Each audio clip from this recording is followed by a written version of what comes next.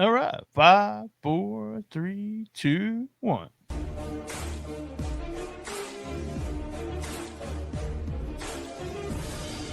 Here's Brian and Lance.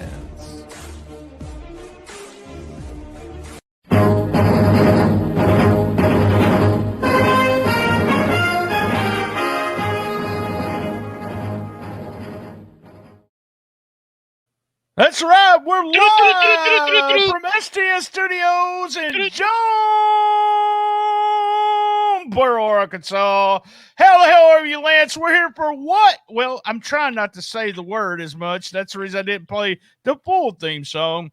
WTF moments in wrestling and MMA of January 2021. Now tell me, how the hell are you? I am doing great. I'm right here in the Oreo gluten-free studios here in Chicago, of course.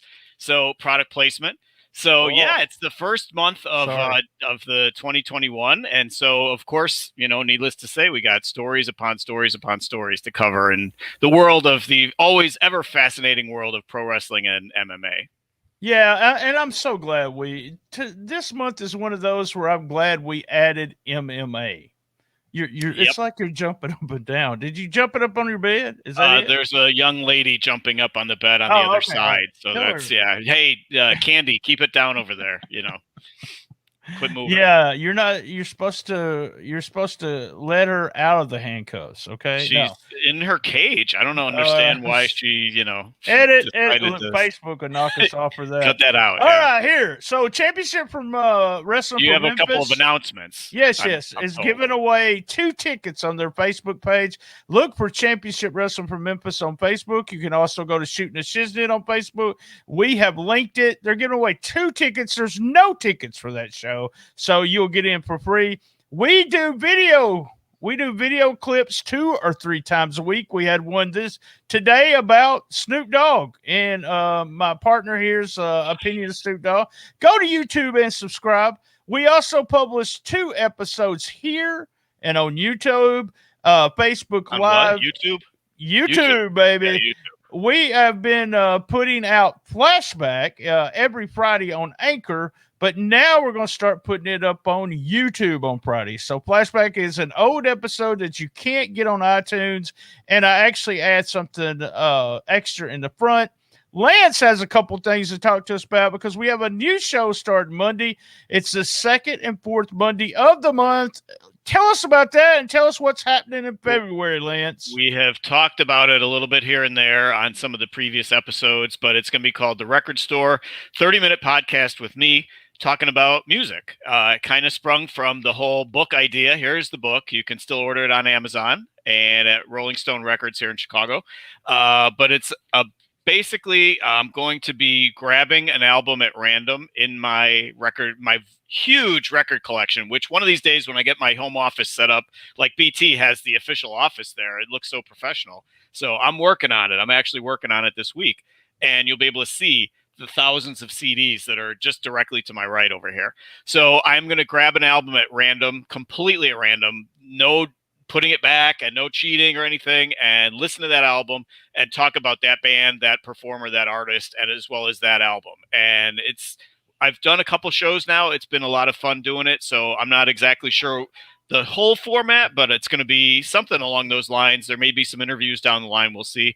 But I wanted to do something with music. BT gave me the opportunity to do something completely off of doing wrestling and have some fun with it. So that'll be starting this coming Monday. Right? This coming Monday, yeah, that's going to be the 2nd Monday and the 4th Monday of every month. It's nothing about wrestling, so that's our series. We may have some more podcasts in the future, but we're going to concentrate on that. And you're doing this one all on your own, and then sending it to me when you get it done. And we're going to put in some commercials and put it up. It will not be a video series or anything like that. This is just going to be audio. You never know. You never know. This has really did a lot for us, and we did really good last year, but it's already opened the door for a lot of other things, doing live audio. So tell us now for the 3rd annual. This is the 3rd annual. What are we doing in February? February is freelance month. So freelance with Lance. We weren't sure if we were going to actually be able to pull it off this month, honestly, because COVID and, Freelance, I think literally ran, I want to say 2 shows, maybe 3 shows in the entire 2021 or 2020 rather. So we weren't sure if we were going to be able to pull it off, but we were able to get a handful of people from Freelance lined up. And so we're going to be doing the 4 interview shows throughout the month of February are going to be Freelance once again. So I'm not going to reveal who the guests are. You'll get them that week, but should be a lot of fun. We're going to be doing a handful of good interviews there. So looking forward to that. And hopefully, if we all get vaccinated and everything, the world starts gradually returning to normal, we'll have some Freelance actual live shows that I can go to and you guys can stream on Pluto or whatever the new network is that's carrying some of that IWTV material. So hopefully you guys will have more easy shots to watch Freelance because they're always good shows. I so can't wait to go back. It's gonna be so great. That's one of the things that me and you were going to do when you got back from a Freelance show. We was going to review it and I'd watch it on the app and you watch it live. But hey, it sucks. So COVID happened and we hadn't been able to do that. But hey, it's time for WTF, baby. So the WTF studios here in Chicago. So we start at number 10, where we always start with the stipulation match. Guess where it's coming to us from? Let's see, DDT. DDT, Dramatic Dream, or whatever terrorist it's called, whatever the hell it's called. So anyway, January 11th, the card is called the Isn't It Dramatic card. It was at the Nagoya City Biwa Jima Sports Center. Now, somebody's got to be offended by the name of that place, Biwa Jima. That just sounds offensive to somebody somewhere, I'm sure. 109 people attending. So the match was the Young Communication Generation versus the DDT Legend Army. So that was the match pairing those 2 tag teams in a storage cavity ceiling rules match. And ceiling is SEA, ceiling, not ceiling like up above, So what is that, you may ask? So the teams are Akito and Shota versus Sanshiro Takagi and our good friend Don Shako Dino, who we should probably interview at this point. We have that guy. We mention that guy so often. So it is declared a no contest in 8 minutes. So the gimmick was all 4 guys were wearing something called super mouth cannons. I think you probably have a couple of those. Yeah, I have a super mouth cannon. Super mouth cannon. That's what the wife told me. So they are horns. They sound like, it sounds to me like they're horns like those vuvuzelas or whatever they're called, that are the noise-making horns at Lucha Libre that you hate, and all the soccer matches and stuff that you hear, when you're flipping channels and you see the soccer coming from Mexico or South America. So they had these horns stuck to their faces, and so they would honk if the guys breathed too hard. So the gimmick was they were not supposed to overexert. They were supposed to take it easy. So both teams had 10 points. They would lose a point anytime their mouth cannon honked. So a brawl broke out. All kinds of honking was going off, and the match was called off altogether. It was a big schmoz. The teams argued after the bell, after the match was thrown out. They're still wearing the horn, so it's all just a nonstop honking and honking and honking. So I would love to see a clip of this. If anybody has availability of any DDT stuff, I would love to see how that match looked and sounded, more importantly. You know what I would like to see is a booking meeting for DDT in English and show us who are these guys that come up with this stuff. And I remember us when we would take the trips. I had Tim Sorkin, he was from Chicago Observer Reader, and my buddy Steve Mastropetro, all the way from New York. We would take the trip on Memphis Wrestling. We'd do the circuit, and we would come up with these matches the whole time we was there. Like we had take a noose, new scalpel match. We had a new scalpel match. For some reason, no one wanted to do that.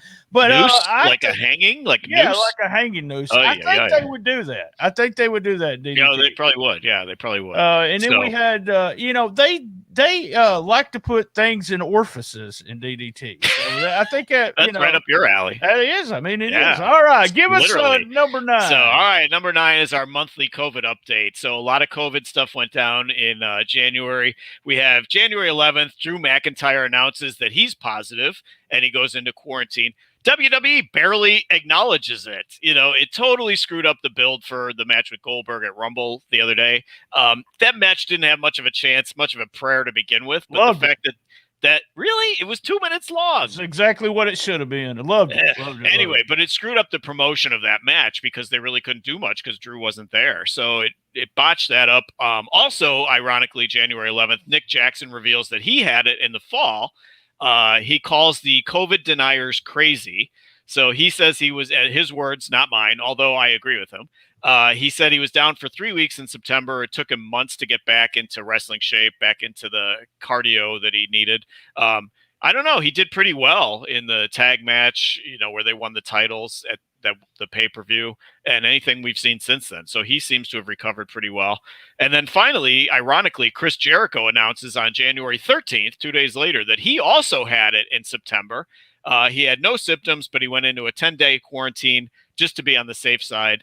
A lot of criticism here because the much criticized Fozzy concert in Sturgis happened in August. And then the stats showed that caused 250,000 cases were linked to the Sturgis concert. And then mysteriously Jericho has it. So Jericho took a lot of heat over that, but it seems to have quieted down a little bit. So lots of COVID positive. He said he maybe had it in September. Yeah. That's the same thing as when you say I maybe had gonorrhea. I'm not sure whether got Candy pregnant. Yeah, well, yeah. It's more like gonorrhea because you know there's something wrong. You really do, but you're not sure. Why is it green? Yeah. Shout out to my buddy Freddie B there. So, but he didn't want to give any information. He didn't miss any tapings or anything, and he really got a lot of flack for that. Jericho's pretty much said "fuck it" to everybody, and don't really care. So there you go. So, all right, at number 8, we have the vaunted C4E Wrestling news site, which has all of 38 followers, I might add, post a picture of Red Velvet, wrestler Red Velvet, and they caption it Brandy Rhodes. So this was on January 13th. They showed whoever this idiot is that has 38 followers, trying to be a wrestling news site or something on Twitter, shows the clip from the Brawl on Dynamite with Jade Cargill and Red Velvet. Brandy was never even in the scene. Brandy's pregnant. She hasn't been there. She was never even appearing in this. So I'm surprised that they got Jade Cargill right. I'm surprised they didn't call her China, for fuck's sake. So anyway, they took all kinds of heat. Brandy actually responded pretty quickly and said, guys, that's Red Velvet. The idiot never took down the post, never edited the post. I mean, come on, way to establish your credibility there, So the IWC, of course, blasts the guy. I'm assuming it's a guy. Lots of racist accusations over this one. And as of February 1st, the post is still there. Hundreds of responses blasting this guy, not only for the racist aspect of it, but also just the idiocy of it. So as of February 1st, the post was still there. So I don't know why this idiot still hasn't taken it down. So, and side note, on Sunday, I had a minor little quibble with the PWI Twitter site because they posted about Nia Jax and they spelled it NYA. And I'm like, I mean, if you and I are bullshitting or something and one of us misspells something, that's one thing. But when you're PWI, you should probably get the fucking wrestler's name spelled correctly. So I said, by the way, it's NIA. And they said, oh, sorry, typo. I'm like, you might want to proofread your shit, PWI. This shit wouldn't have happened if Bill Apter was still there. That's what I'll say.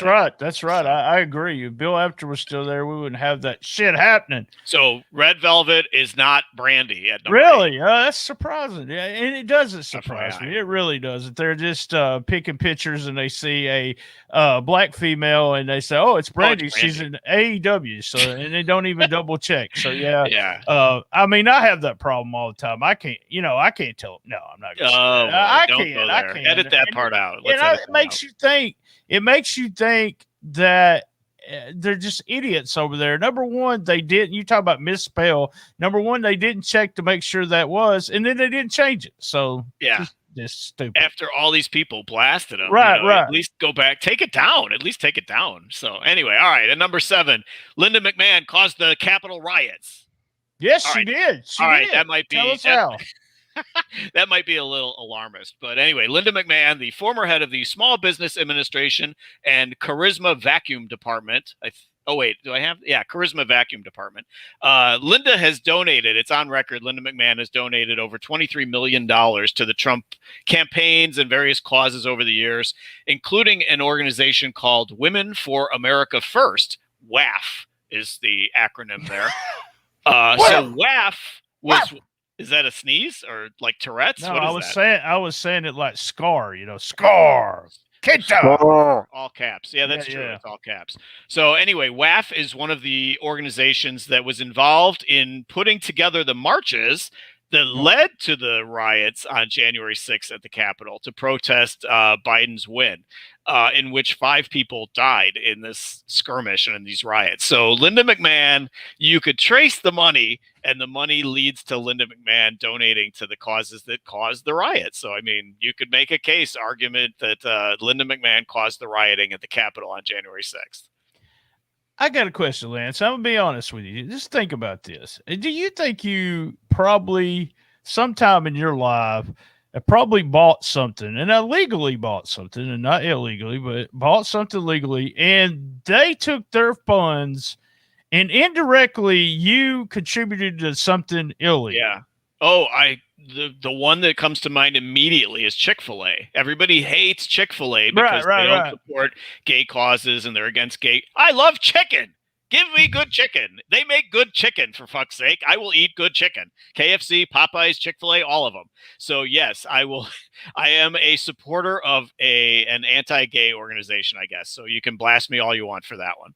So there you go. Just so everyone, if you did not hear that, Lance likes chicken. So I love chicken. Yeah, and I'm all in favor of homosexuality too. Whatever Brian wants to do on the weekends is fine by me, Hey, we've talked about that many times. Don't try to get political, but it's just stupid the way you have to have this now. You have to have that. To have it. Then again, I haven't given Chick-fil-A $23 million either. Well, that's true. That's a little bit different. That's a little bit indirectly. Yeah.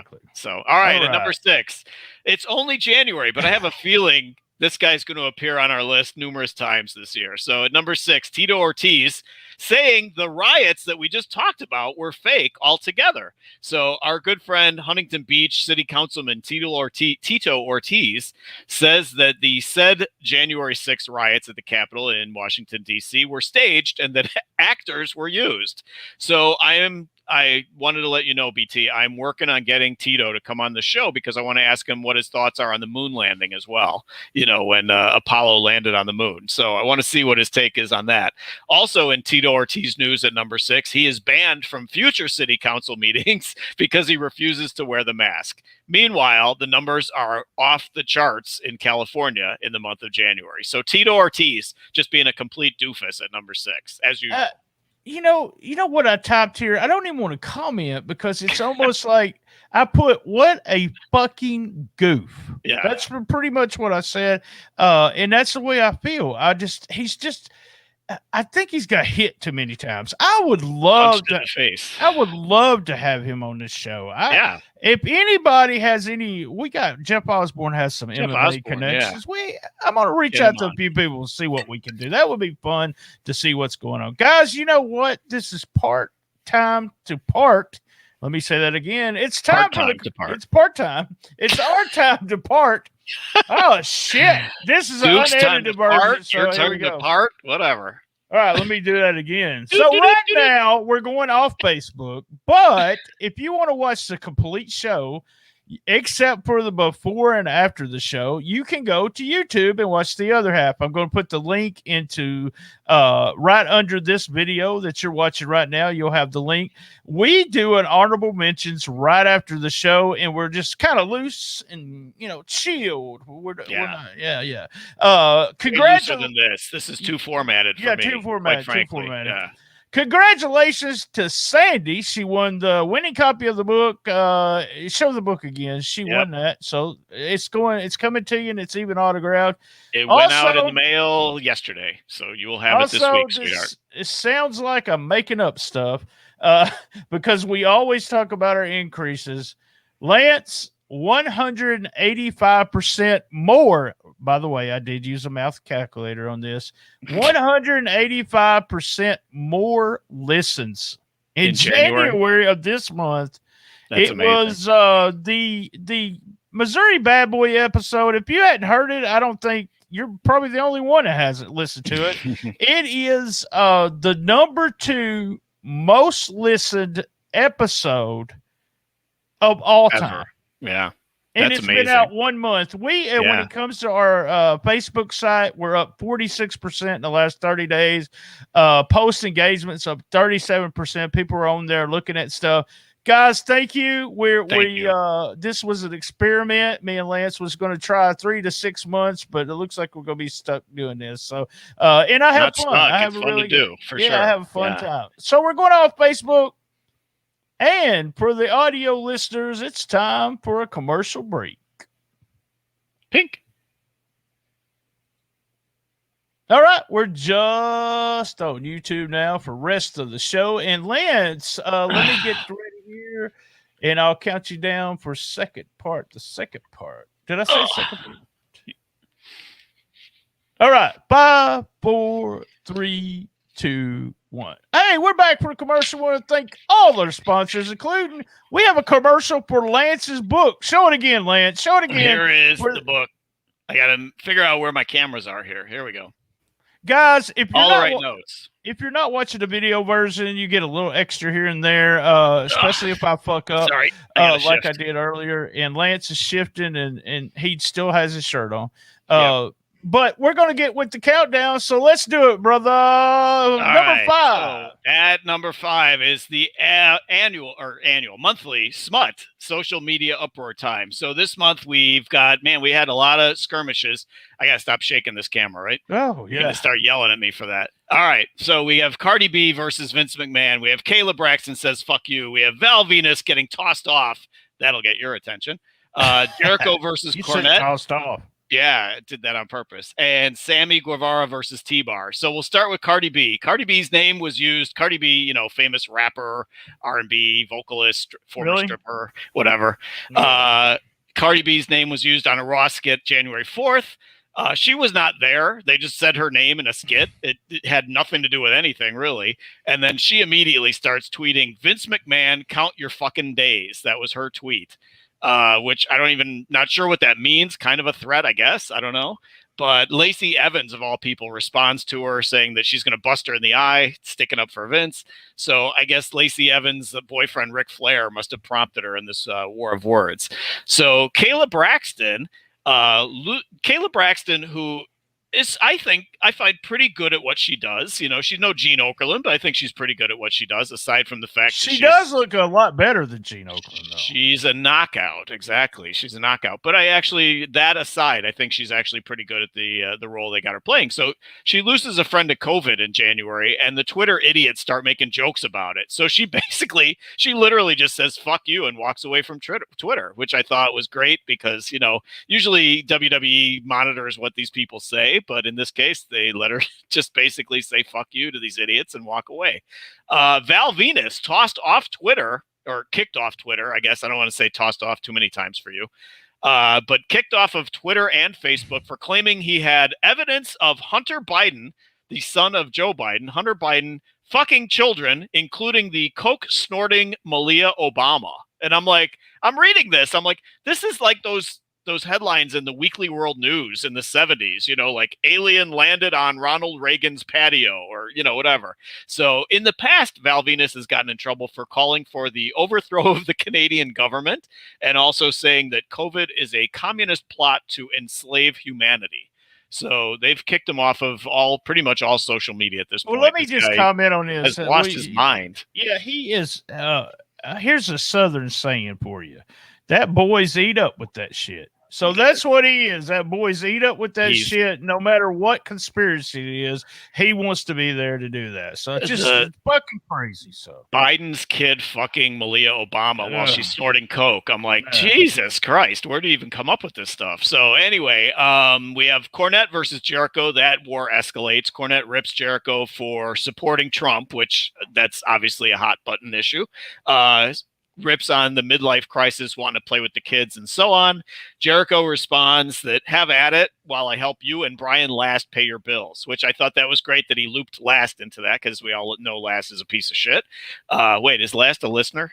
Well, that's one reason I wished he would have never said his name. I mean, some PR. the thing about it is, I've told you this. I really think Lass has helped Cornette make a lot of money, but can't stand the guy. So doesn't take away from him being a dick. So anyway, and then our final story: Sammy Guevara versus T-Bar. T-Bar, formerly known as Dominik Dijakovic, and Sammy do battle on January 12th and 13th, with Dijakovic accusing the little teenage virgin, in his words, of stealing his Feast Your Eyes finisher 4 years ago. So he says that Sammy's whole moveset was lifted from Ricochet, which I'm kind of confused, because if he lifted his moveset from Ricochet, then where did the Feast Your Eyes come from? Did he steal, I don't know. The math got me confused there. But Sammy fires back about him never being on TV, and that T-Bar is always in catering. He's never on TV, so at least Sammy's giving the move some exposure on TV. And then T-Bar responds with, try being creative sometime instead of making jokes about rape. And that pretty much killed the feud, because as soon as he went the rape route, that pretty much killed the whole feud. So a very busy month of smut in January.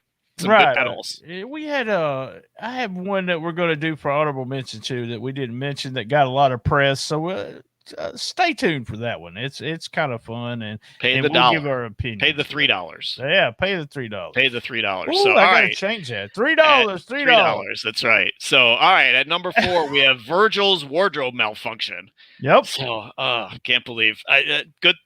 We should give a disclaimer. Please don't eat. Did you research this? Did you research this? I did research this. Okay, sadly. go ahead. Then. So, all right. I'm afraid of what you're looking down at there. That's concerning me. You were looking down towards your short. Yeah, don't do that. We're talking about the Virgil story. You're all in place. So anyway, all right, Virgil. Keyboard. Former WWF superstar Virgil, and I use that term loosely. Yeah, exactly. I use that term loosely, like his shorts. See the connection there? So he posts an ad on January 15th for his new Cameo. This Cameo has given us all kinds of material, so I'm glad this is around. So he posts that his new Cameo service is out there, and he has a testicle protruding from his shorts during this commercial. So it's $69 to get a Virgil Cameo. Get it? Go get figure. It, yeah. Go figure. It's like you're 12 years old. So it costs you $69. And the thing is, he knew that it was sticking out, because in the ad, he claims he's a ball of fun. He says he's never a dick, and, comments like that. So he obviously knew it was sticking out. So I have 3 questions here. First off, why? Why is his ball sticking out? Look, why not? So go ahead. All right. Second question is, who cares about Virgil? Who cares about any of this? Because it's Virgil, for crying out loud. And third question, who would buy a Cameo from Virgil in the first place? Like, does the ball being out make you want to? I'm gonna buy one just to put it on here to you for your birthday next time. So the ball is sitting out. Yeah. There we go. This is WWF superstar Virgil. I did research this because our buddies over at P3 Radio brought this to my attention. And it was funny because Josh brought it in, and you know how Richard always dogs on Josh. Mm-hmm. So we love you, Josh, and we support you no matter what. But Richard was trying to say, well, that's not his ball. I don't think that's his ball. Oh, yes, that was his ball. Okay. It was a stunt ball. It was a stunt ball, maybe yeah. So. And everything he said, he knew what he was doing. So I thought it was kind of hilarious. Actually, Virgil, when he was really popular and with DiBiase, I loved what they did together. But it's not like I'm going out of my way to do. And he probably would charge us for podcasts anyway. Did you see Virgil at the Piggly Wiggly, or am I thinking of somebody else? I didn't. That was Rocky Johnson. Okay, all right, got it. Okay. All right, guys. You know what time it is. It's time to talk about our sponsor. Let me put this sponsor up. Everybody said, Manscaped, I need you to go right now. Promo code STSPOD. STSPOD. We are in the thick of winter. Oh, man. It is a big winter storm where Lance is. It looks like 2 feet. Looks like 1 to 3 inches are in the forecast when you trim that hibernation bush that's taking place in your pants. Luckily, our partners, that's right, our buddies over at Manscaped, specialize in products to make sure you're walking around town with beautiful snowballs. All right, so Manscaped is here to provide you with the best tools for your grooming experience. They got precision engineered tools for your family jewels, because I have to rhyme it. I get the good line. So the lawnmower 3.0 trimmer is the best hygiene tool for the modern man because of the ceramic blade, the advanced skin safe technology. Your snags on your snowballs will be reduced. There won't be any. So the trimmer is also waterproof, so you can trim in the shower, trim in the jacuzzi if you're a savage like me. I don't know where you trim, but the jacuzzi works for me. So Manscaped's Performance Package is the best buy of 2021. It is the new and improved Lawnmower 3.0 Weed Whacker, the ear and nose hair trimmer. That is invaluable because, as we get older, the nose and the ear hair is there. Performance boxer briefs. I may or may not be wearing them right now.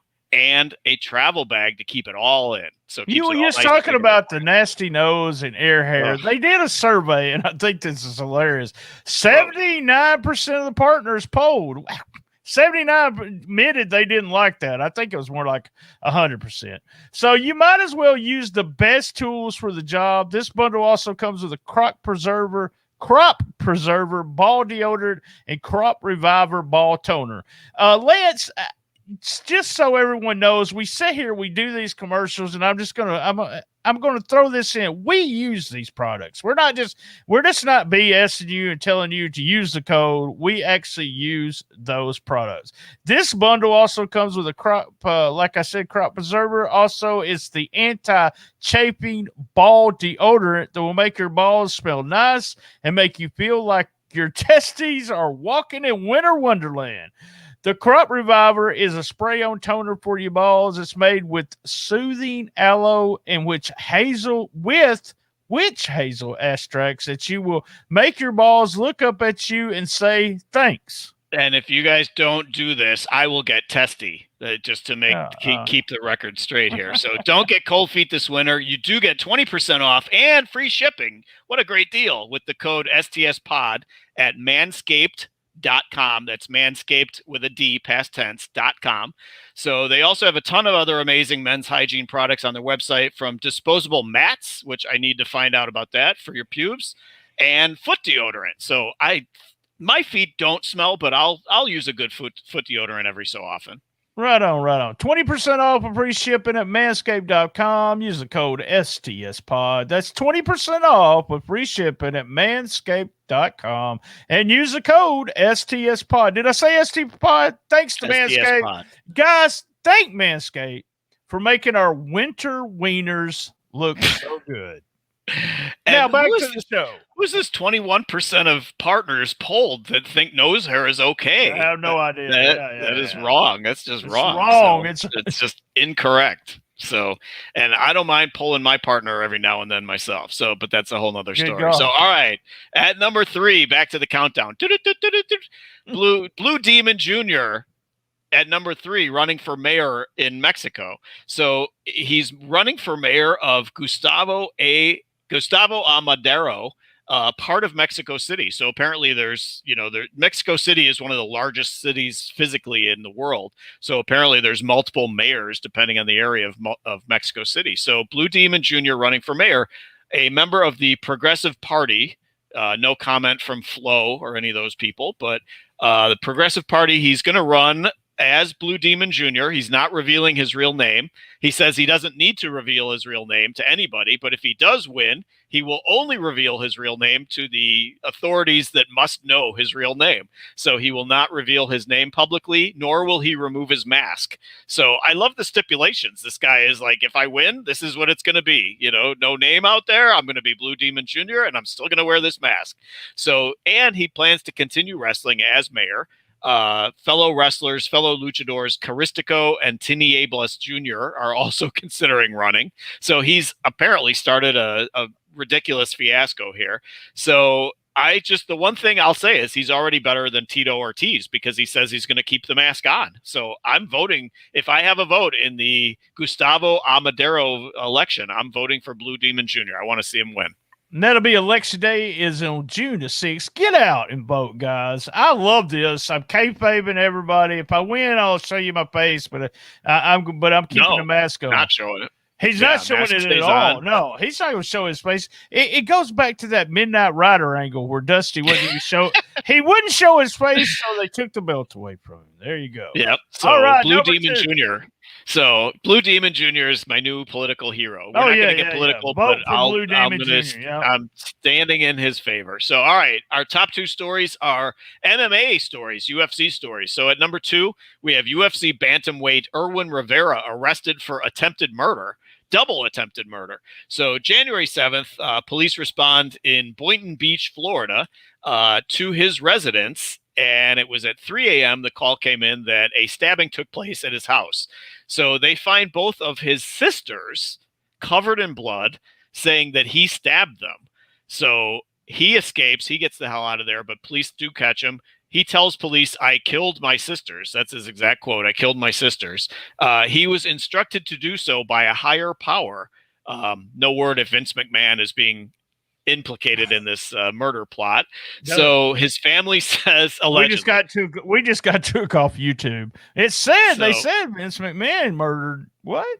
No. So that was of course the higher power skit back in the day. So his family, Rivera's family says he's bonkers. He needs help. The sisters who got stabbed, who fortunately both of them survived, they both say, "We love our brother. We want him to get the help that he needs." His manager says he's mentally ill. You think? Really? No.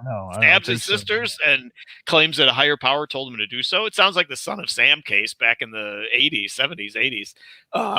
So he is now living in a mental health center pending his upcoming trial for the attempted murder. So Irwin Rivera at number 2. Just Scary story. Big shout out to Eric. Eric, I want you to watch the video version. So if you listen to the audio, just for you right there, buy a copy of the book by Lance. Yes, we mentioned the book many times. We really do. So that's number 1. This is odd. Number go ahead. 1, we're sticking with UFC. We've got Atman Azatar is a German cat burglar. So UFC lightweight Atman Azatar. I don't know how to pronounce that. It's German and Latin sounding, so I'm not sure how to pronounce it. But the first name is Atman. We'll go with that. Not to be confused with Fred Atman, the Shockmaster. Atman is cut by UFC on January 22nd, the day before he's supposed to fight Matt Frivola on Fight Island. So do you know where Fight Island is? No, they won't tell Abu me. Dhabi. It's Abu Dhabi. Okay. So I wanted to see if you. They wouldn't tell me. Okay. No. Yeah, it's a secret. So anyway, Atman was 13-0, but he's pulled from the fight. He's fired by Dana White for COVID protocol violation. So the day before he's supposed to fight on pay-per-view, and it was the Conor McGregor pay-per-view. So this guy would have made a fortune off of that one fight.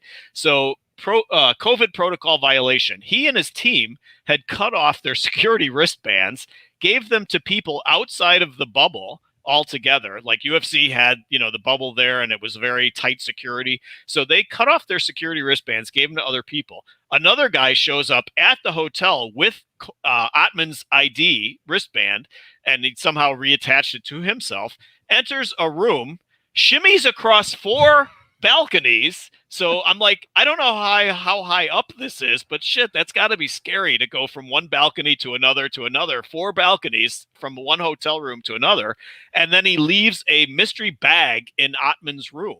So I don't know. There was no word on what was in the bag. So the guy then escapes through the hotel. Atman is fired. There's no word. It could have been Atman doing this. We don't know. But somebody left this bag in Atman's room, and because he had the security wristband from Atman to get in. So Atman got fired right away. The burglar may or may not have been Atman. So I'm just trying to figure out what the hell was in that bag. So was it Doritos? Was it like Flamin' Hot Doritos or some kind of spunk lube or something? I don't know what was in that bag. I love Meltzer's talking about this. He said he scaled the balconies like it was a James Bond movie. And then he wrote, it will likely remain just one of those big MMA mysteries. And I cracked up. I was like, what the hell? So speculation, it had something to do with helping him cut weight.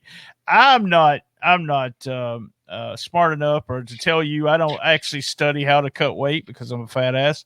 But that is one of those things that we could probably have a whole show talking about that's dangerous as hell. And there's no telling what he was using. Apparently, just cutting the wristbands would have got him. But, he had this idiot going into his room and all the other stuff. So.